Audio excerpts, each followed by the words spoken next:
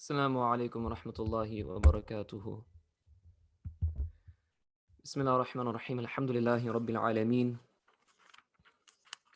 والصلاة والسلام على سيد الأنبياء والمرسلين سيدنا محمد وعلى آله وصحبه أجمعين. أما بعد.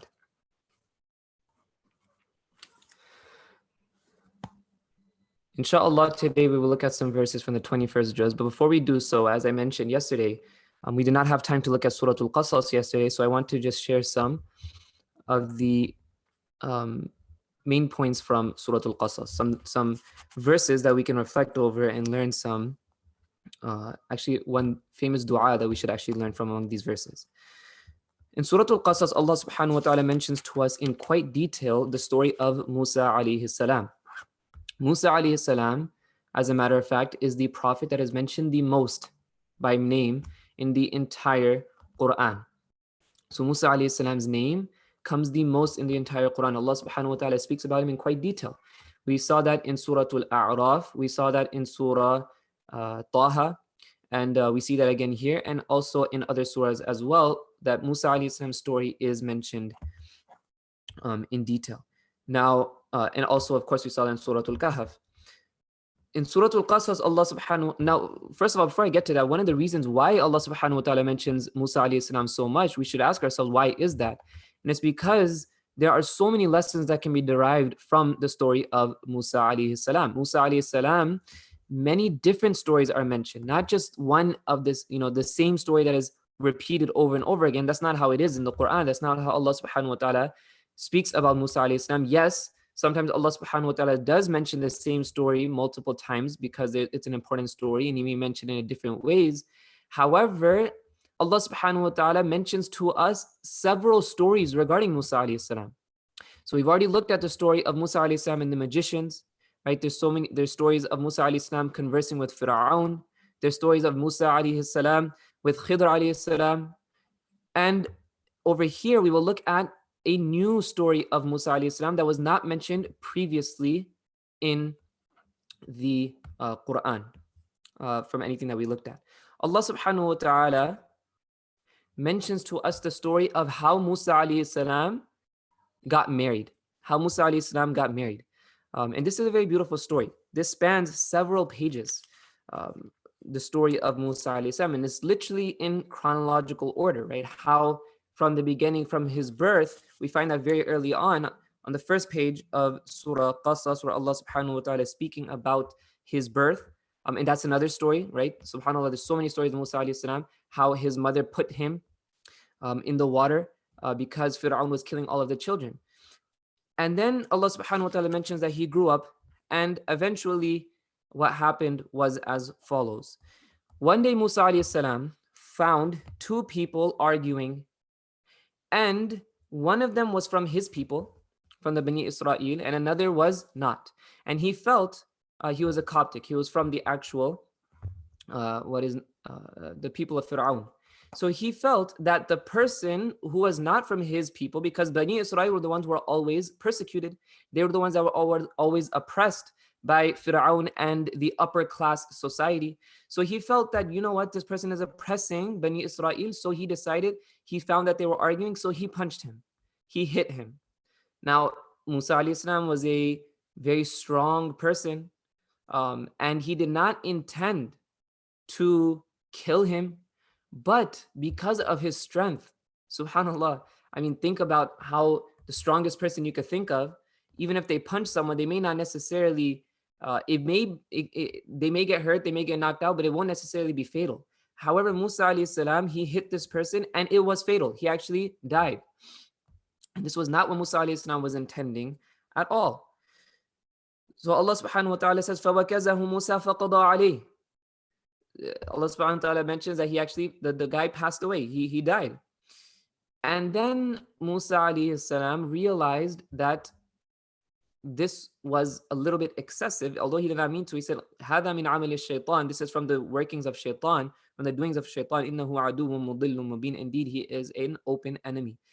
And Musa alayhi salam sought forgiveness from Allah subhanahu wa ta'ala. He said, Rabbi inni dhalamtu nafsi faghfir li. Said, "Oh my Lord, I have oppressed myself, I have wronged myself, I have done something that I shouldn't, so forgive me." فَغَفَرَ لَهُ. So Allah subhanahu wa ta'ala forgave him. Later on, Allah subhanahu wa ta'ala mentions the next day or later on, Musa alayhi salam saw the same person that he thought was being oppressed the first day from Bani Israel. He was in an argument with someone else. So then at that time, Musa alayhi salam realized that he was actually on the side of the wrong person. He was actually on the side of the wrong person. The person who that he hit, he may have actually been innocent. Nonetheless, the news of this incident took place. It started to spread within the community. And since that person was from the Coptics, from the social, from the higher status individuals, from Fir'aun, so because he died, because someone killed him, they started to look for who killed him. And they knew that it was Musa alayhi salam, so they started to look for him. Now someone told him, وَجَاءَ رَجُلٌ مِّنْ أَقْصَى الْمَدِينَةِ يَسْعَى قَالَ يَا مُوسَى. Someone came to Musa alayhi salam saying, "Ya Musa, إِنَّ الْمَلَأَ يَأْتَمِرُونَ بِكَ لِيَقْتُلُوكَ." The chieftains of the society, the higher class people, they're looking for you so that they can kill you because you accidentally killed one of their people. فَخْرُجْ. So leave this area. إِنِّي لَكَ مِنَ النَّاصِحِينَ. Indeed, I am someone who advises good. I only intend good. I'm a well-wisher for you. I'm telling you that these people are coming to kill you. Run away.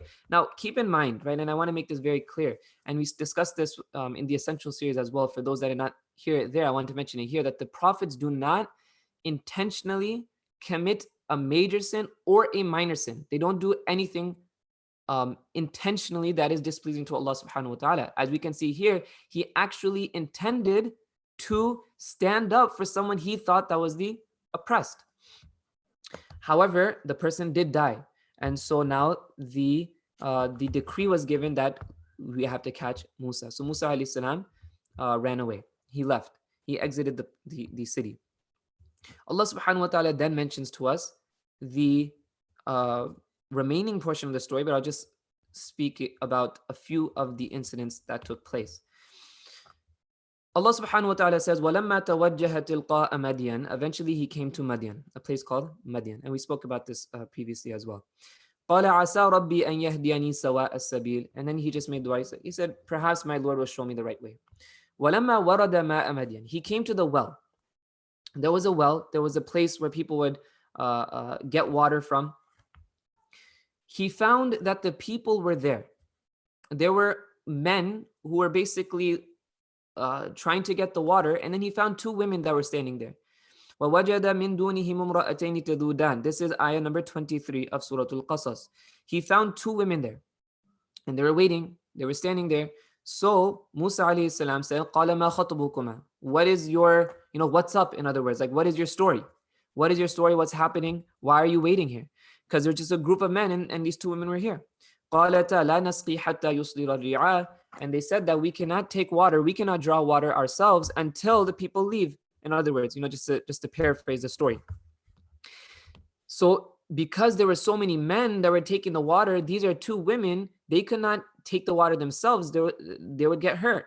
So they were just waiting. They would wait until everyone else took the water, and then they would take the water. So Musa alayhi salam, as we just mentioned, he was a very strong person. He helped them out. He took the water from them, and then he gave it to them. So Allah subhanahu wa ta'ala says, فَسَقَى لَهُمَا. And by the way, they told the reason why they were fetching the water. They just didn't want to fetch the water just because they wanted to, but because their father was an old person. وَأَبُونَا شَيْخٌ كَبِيرٌ. Our father is an old person. He's an old sheikh. So Musa alayhi salam, فَسَقَى لَهُمَا. He took the water from them. He drew the water. ثُمَّ تَوَلَّى إِلَى الظِّلِّ. And look at his modesty. Allah subhanahu wa ta'ala is teaching us something very beautiful here. Musa alayhi salam did not use this as an excuse or a reason to converse with them, right?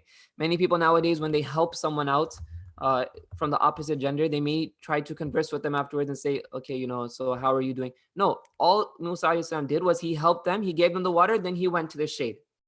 Allah subhanahu wa ta'ala tells us this explicitly. ثُمَّ تَوَلَّى إِلَى الظِّلِّ. He went to the shade.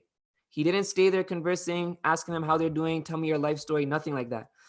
And then he said, Rabbi inni lima anzalta ilayya min khairin faqir. He made a dua to Allah subhanahu wa ta'ala that, oh my Lord, I am in need of whatever you sent to me. I am in need of whatever good you sent to me. Now keep this dua in mind, and this is something that we should all learn. This is ayah number 24. It comes near the end of ayah number 24 of Surah Al-Qasas. He made this dua that, oh Allah, oh my Lord, I am in need of whatever good you sent to me. Now look what happened. These two women, they left, and later on they came. And they فجاءت إحداهما تمشي على استحياء قالت إن أبي يدعوك ليجزيك أجر ما سقيت لنا. Ayah number 25. One of them came, and Allah subhanahu wa ta'ala mentions the way that she came, walking upon haya. Walking upon haya. This is a very baligh, a very eloquent way to say that she had a lot of modesty. Not just that she was modest, but she was walking upon modesty. And this is a very beautiful lesson that we should have, not just women, but men as well. The Prophet ﷺ tells us that when you don't have haya, then do whatever you want. It is the haya that stops a person from committing haram. It is the haya, not only of the creation, the modesty from the creation, of course. You don't want other people to see you unclothed. You don't want other people to see you committing a sin. You don't want other people to see you doing wrong. However, there's also a modesty when it comes to Allah, that I don't want Allah to see me doing something. I know Allah is watching me. How can I commit something wrong when He is the one that provides for me? He is the one that takes care of me. He is the one that gives me. How can I disobey Him? So this is something that the Prophet ﷺ embodied, this concept of modesty. Nonetheless, Allah subhanahu wa ta'ala says, so she came walking upon modesty, and she said that my father is calling you, and he wants to reward you for giving us the water. Because you drew the water for us, my father wants to reward you. Now, when Musa alayhi salam came to the father and told him the story, وَقَصَّ عَلَيْهِ الْقَصَصَ قَالَ لَا تَخَافْ.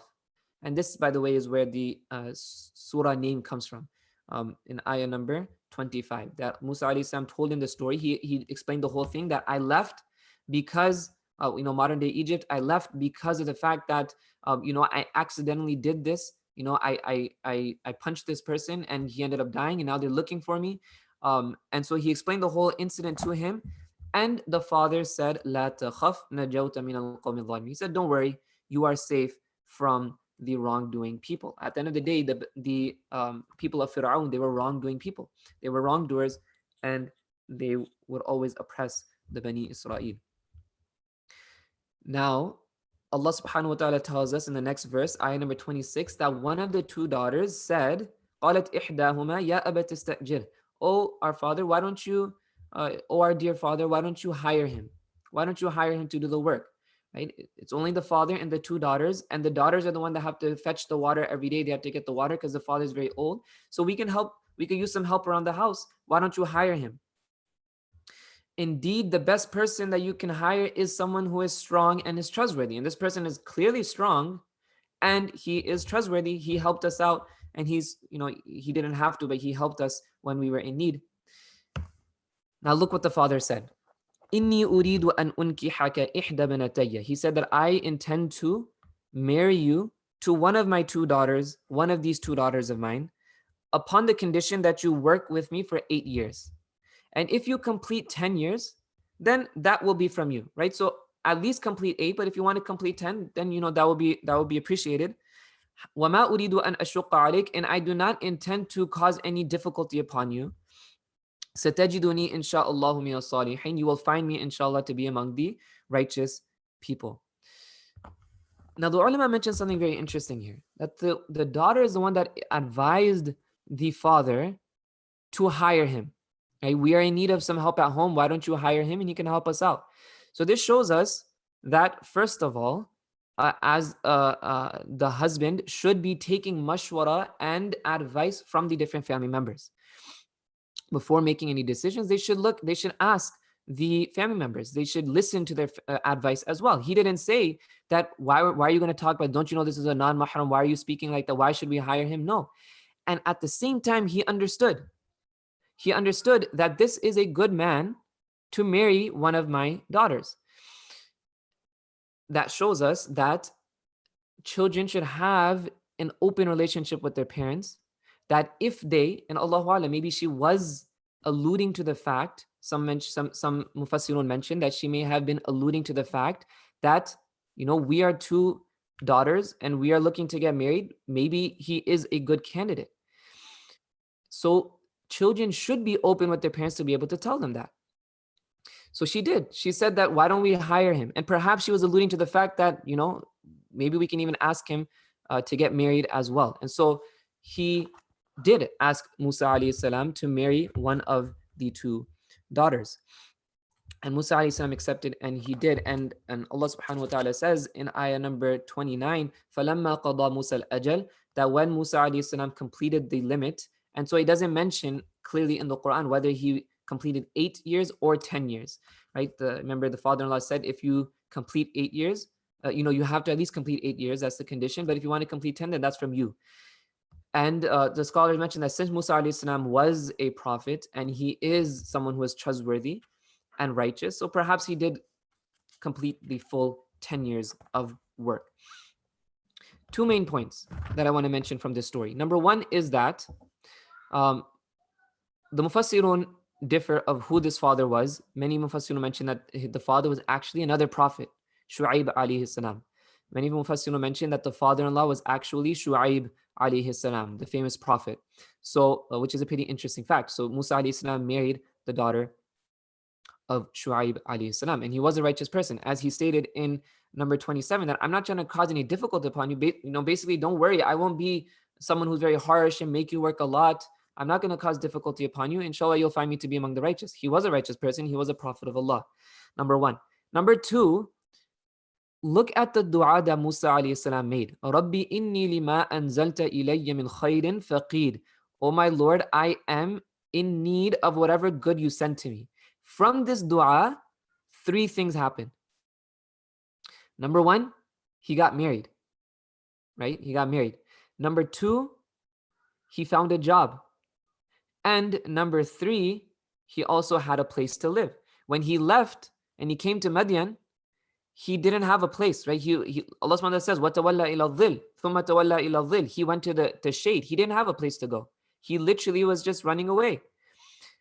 And so from this dua, Allah subhanahu wa ta'ala allowed him to get married, not just to any random person, but to the daughter of a prophet, according to that opinion. Number two, he had work, not just for a couple months or for a year, but for 8 to 10 years, he found work where he could provide for his family. And number three, he had a place to stay.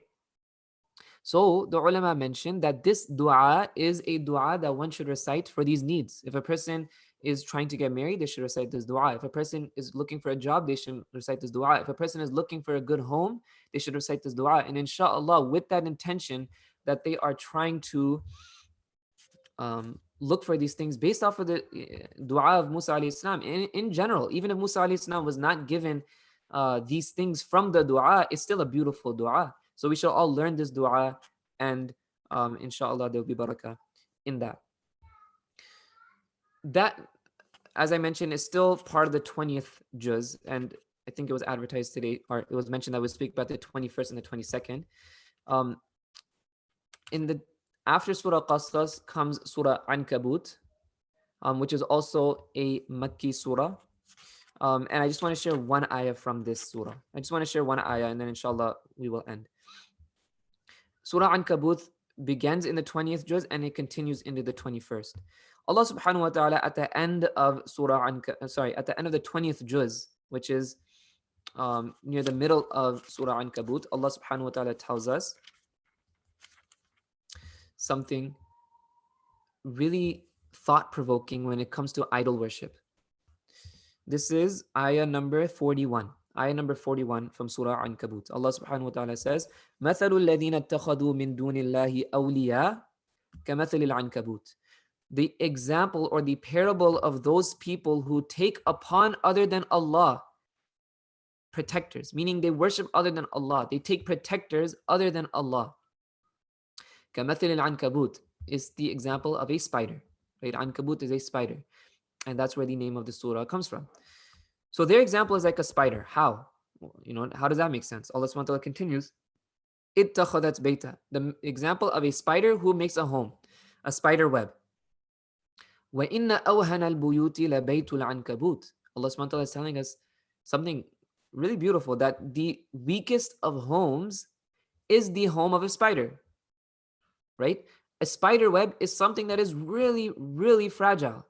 It's really fragile, right? You can just with the swipe of a finger, the whole home will break. So Allah subhanahu wa ta'ala is telling us that the weakest home is the home of a spider. The spider web is literally the weakest form of a home. Even a bird's nest, at least it's made out of twigs and it's strong. A spider web is not. So that is the example of a person who calls upon other than Allah. You think that these people are going to help you? They don't even exist. They don't even exist. They will not help you. They cannot help you when it comes to Allah subhanahu wa ta'ala. So calling upon them, worshiping them, is the example of a spider web. It is very weak, it has no foundation, and it will not help you in the long term.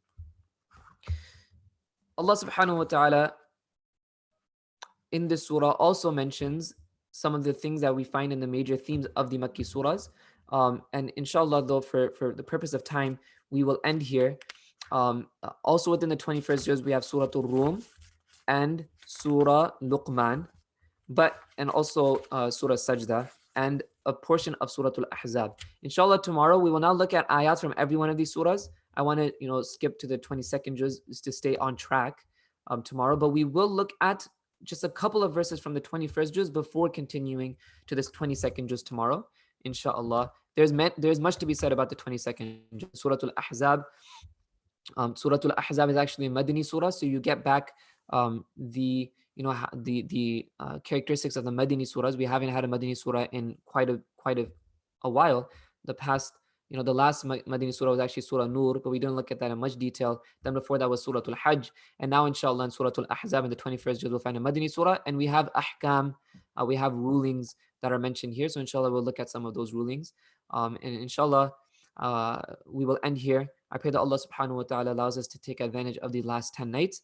Subhanallah wa bihamdihi, subhanakallahumma bihamdik, nashhadu an la ilaha illa ant, nastaghfiruka wa natubu ilayk. Assalamu alaikum wa rahmatullahi wa barakatuh.